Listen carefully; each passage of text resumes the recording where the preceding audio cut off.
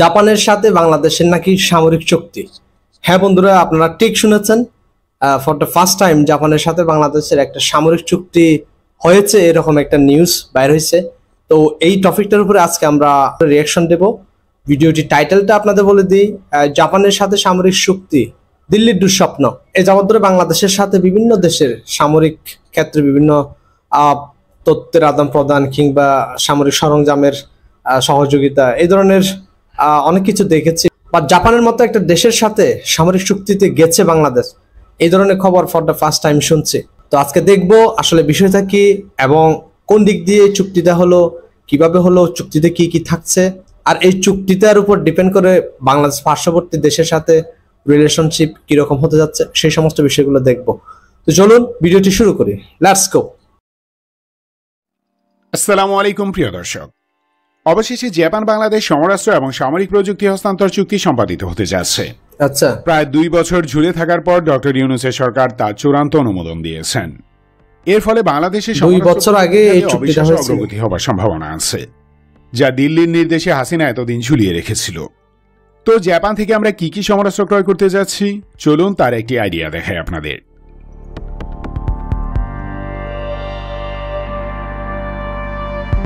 Made in Japan, এটা শুনলেই তো বোঝা যায় যে জাপানের তৈরি জিনিস কি পরিমাণ সলিড।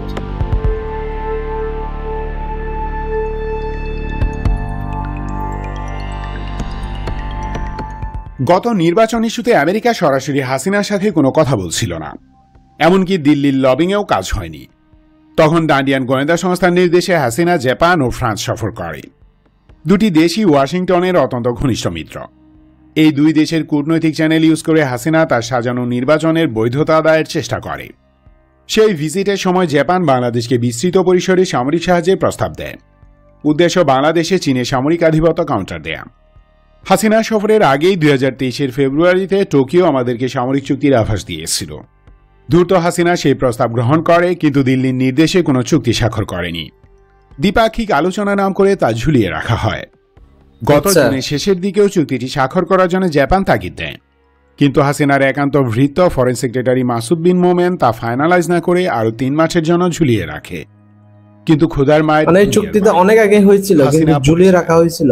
ছাত্র জনতা ডক্টর ইউনূসকে ক্ষমতায় বসায়, এবং উনি যেহেতু ডিফেন্স মিনিস্ট্রিও দেখেন, তাই সশস্ত্র বাহিনীর পর্যালোচনার পর জাপানের সাথে সামরিক চুক্তির অনুমোদন প্রদান করেন বিনা দ্বিধায়। চুক্তিটি স্বাক্ষর করে বাস্তবায়ন করার জন্য গত 1 বছর ধরেই জাপান বাংলাদেশকে অনুরোধ করছিল। অবশেষে তা সফল হতে যাচ্ছে। এই চুক্তির অধীনে জাপান বাংলাদেশকে রেডিমেড সমরাস্ত্র এবং ক্রিটিক্যাল কিছু সামরিক প্রযুক্তি হস্তান্তর করবে।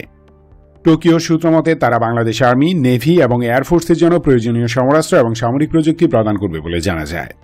অর্থাৎ বাংলাদেশের আর্ম ফোর্সেস মডার্নাইজেশনে জাপান ব্যাপকভাবে অংশগ্রহণ করতে ইচ্ছুক। আমাদের যেমন ইনস্ট্যান্ট সমরাস্ত্র দরকার, তেমনি প্রয়োজন অত্যাধুনিক অস্ত্র তৈরির প্রযুক্তি। এই দুটো সেক্টরেই জাপান আমাদের সাহায্য করতে আগ্রহী। পাশাপাশি জাপানের মিলিটারি এড লিস্টেও বাংলাদেশ স্থান পেয়েছে। অফিসিয়াল সিকিউরিটি অ্যাসিস্ট্যান্সের অধীনে নতুন 4টি দেশকে জাপান বিনামূল্যে ডিফেন্সিভ মিলিটারি ইকুইপমেন্ট প্রদানের সিদ্ধান্ত নেয়। 4টি দেশ হল মালয়েশিয়া, ফিলিপিন্স, বাংলাদেশ ও ফিজি। এর আওতায় অলরেডি $3.8 মিলিয়ন মূল্যে 4টি পেট্রোল বোট ডোনেট করেছে তারা। এই চুক্তির ফলে বাংলাদেশ ও জাপানের মাঝে সামরিক সাহায্যের বিস্তৃতি ব্যাপক হবে। ইন্ডিয়ার অ্যাগ্রেশন ঠেকাতে যা ওষুধের মতো কাজ করবে।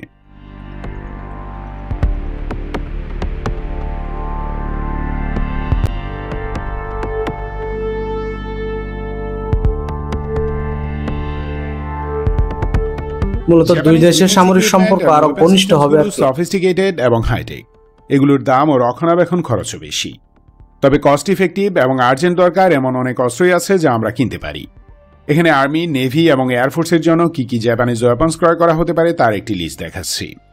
Army: nuclear, biological and chemical reconnaissance vehicles, anti landing craft and anti tank multirole missile, manpads and short range air defence system, বিভিন্ন টাইপের আর্মার্ড ভেহিকলস ইত্যাদি।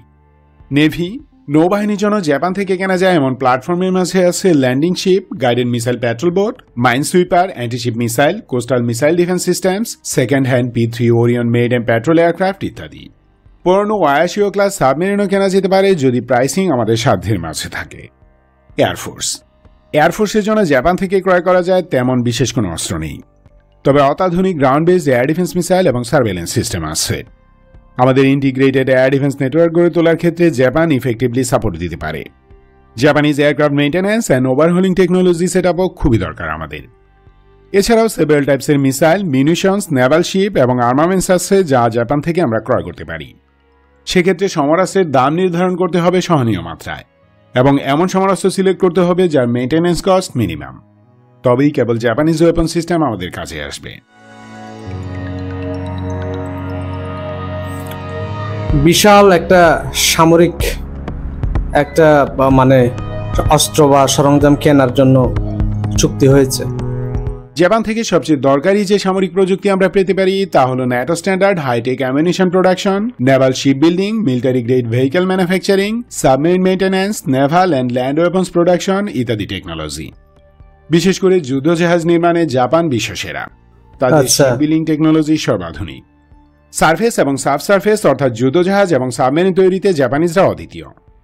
আমাদের high performance guided missile frigate নির্মাণে জাপান কার্যকর পার্টনার হতে পারে। তাছাড়া submarine operation, maintenance and রিপেয়ারের জন্য দরকারি প্রযুক্তিও আমরা জাপান থেকে নিতে পারি। আমাদের প্রয়োজন পাওয়ারফুল নেভি। এক্ষেত্রে জাপানিজ অ্যাসিস্ট্যান্স আমাদের জন্য আশীর্বাদ বলা চলে। সামুদ্রিক সম্পদ আহরণের বেলায়ও জাপান বিশ্বসেরা। এই সেক্টরেও তাদের সাপোর্ট মারাত্মক কাজে দিবে। দ্বিপাক্ষিক এই এগ্রিমেন্টের মাধ্যমে আরও কিছু অত্যাধুনিক জাপানিজ মিলিটারি টেকনোলজি আমরা পেতে পারি। তোশিবার তৈরি ম্যান পোর্টেবল ও শর্ট রেঞ্জ এয়ার ডিফেন্স সিস্টেমের মিসাইল তৈরি, হাইটেক কমিউনিকেশন সিস্টেম ম্যানুফ্যাকচার করা, মেরিটাইম সার্ভেলেন্স টেকনোলজি সহ আমাদের প্রয়োজন হয় এমন কিছু ওয়েপন্স টেক আছে যা জাপান আমাদের দিতে পারে। জাপানিজ ডিফেন্স কোম্পানির মাঝে Mitsubishi heavy industries, Kawasaki heavy industries, Fuji heavy industries, Mitsubishi electric, Fujitsu, Toshiba infrasystems, Subaru, Oki electric industries, Ishikawajima Harima heavy industries, Hitachi ইত্যাদি কোম্পানি আমাদের সামরিক শিল্প খাতে যৌথ প্রোডাকশন অথবা নিউ ডেভেলপমেন্টে পার্টিসিপেট করতে পারে। এতে আমাদের ডিফেন্স অ্যান্ড সিভিল উভয় ইন্ডাস্ট্রিয়াল সেক্টরে অগ্রগতি হবে। আমাদের সামরিক শিল্প এবং সামরিক বাহিনী শক্তিশালী হবে। অনেক কিছু বাংলাদেশের নেয়ার আছে জাপান থেকে।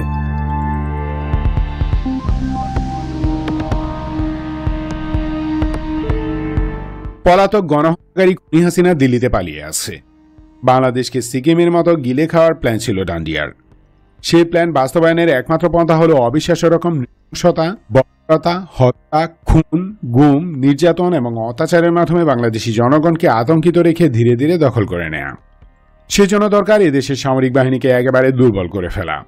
পুরো এই মিশন বাস্তবায়নের ক্ষেত্রে একমাত্র আওয়ামী লীগ ও শেখ পরিবার ছাড়া ডান্ডিয়ার বড় কোনো বন্ধু বা সহযোগী এদেশে নেই। তাই শেখ হাসিনার উৎখাতের পর বাংলাদেশের প্রতিটি সামরিক কর্ম নিয়ে দিল্লির বিচি কান্দে উঠে যায়। জাপানের সাথে সামরিক চুক্তিটি তেমনই এক পদক্ষেপ। টোকিওর সাথে দিল্লির সম্পর্ক ঐতিহাসিক।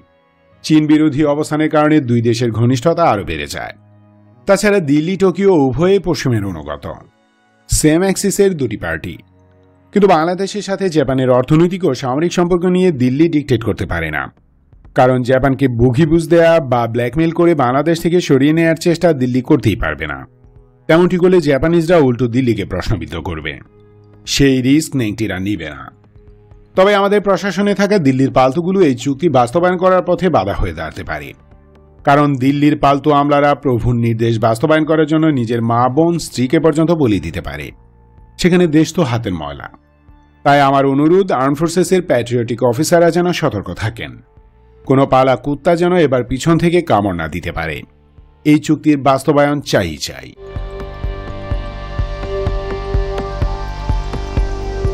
ধন্যবাদ ভিডিওটি শেষ পর্যন্ত দেখার জন্য। সতর্ক, সুস্থ থাকুন, দেশকে ভালোবাসুন। বাংলাদেশ চিরজীবী হোক। চুক্তি বাস্তবায়নের জন্য স্ট্রং ডিমান্ড করতেছে। আসলে চুক্তি বাংলাদেশের দরকার আছে কিনা আদৌ আমার জানা নাই।